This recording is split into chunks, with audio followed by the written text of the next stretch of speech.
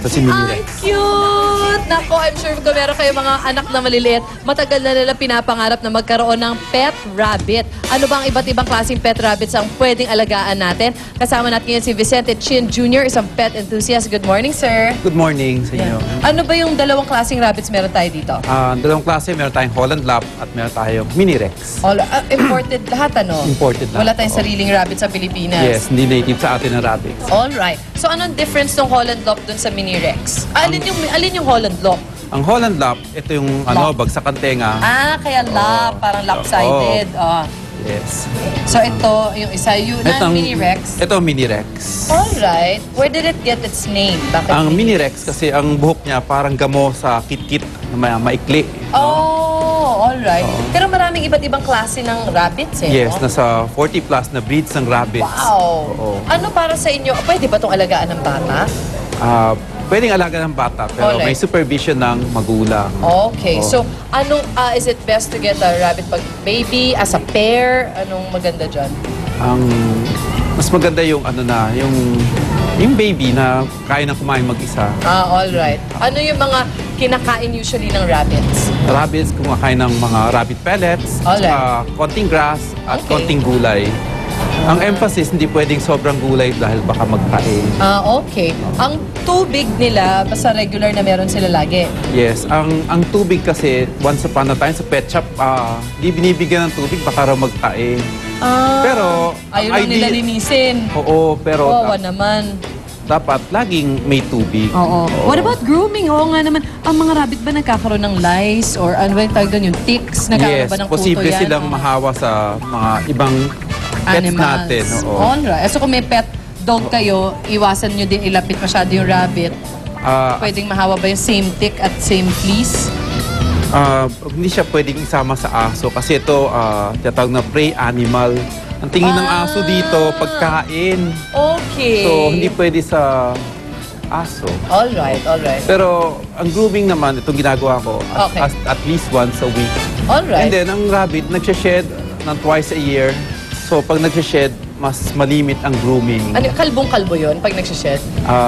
Hindi. Makikita niyo yung buhok na parang nagkukumpul eh. Alright. Yun yung twice a year. Ano ang lifespan?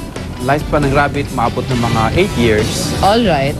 Okay. Parang aso rin. Parang aso din. Oo. Okay. Tapos ano naman, magkano naman yan? Kasi mahal din yung mga ibang mga pet dogs, pet cats. Magkano naman ang mga pet rabbits? Ang pet rabbits, kung available, dati binibenta ang mahirap, Mini Rex ng 1,500 hanggang 2,000 Okay. each. Okay naman. Itong Holland Lap naman, mga 8 hanggang 10,000. Mahal ang Holland Lap. Oo. Malayo kasi yung pinanggalingan. Nag-visa pa siguro to.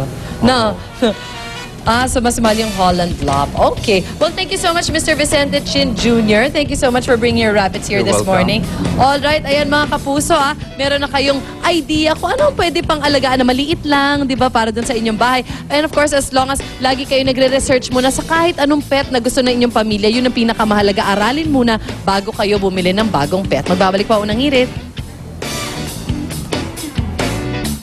Lipat naman tayo kay Naluan at Lynn. Ang cute! At nagbabalik na po kami. Yeah, we're back. Ang cute ng mga rabbits, saka yung suklay nila, ang cute Oo nga, itry ko. Ano kaya nakukuha? Parang suyo, no? Pang suyo. Eksakto pang Easter yan. Yung mga rabbits, syempre, I'm sure Yes. marami natuwa, especially kahapon, Easter egg hunt. That's right. Kasama nila yung mga rabbit tumatalon. Samantahan. Nagbibinata ka.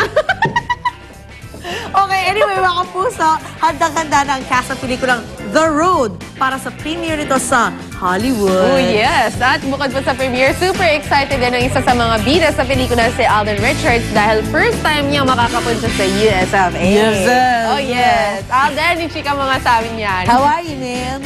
What's up, yo? Sa May 7 na nakatakda lumipad papuntang Amerika si Alden Richards kasamang ilang cast ng acclaimed international horror film na The Road para sa Grand Hollywood premiere nito sa May 9 sa ArcLight Cinema sa Los Angeles, California. At pagkatapos nito ay ipapalabas na ito sa iba't ibang sinehan sa Amerika. Mainstream theaters po.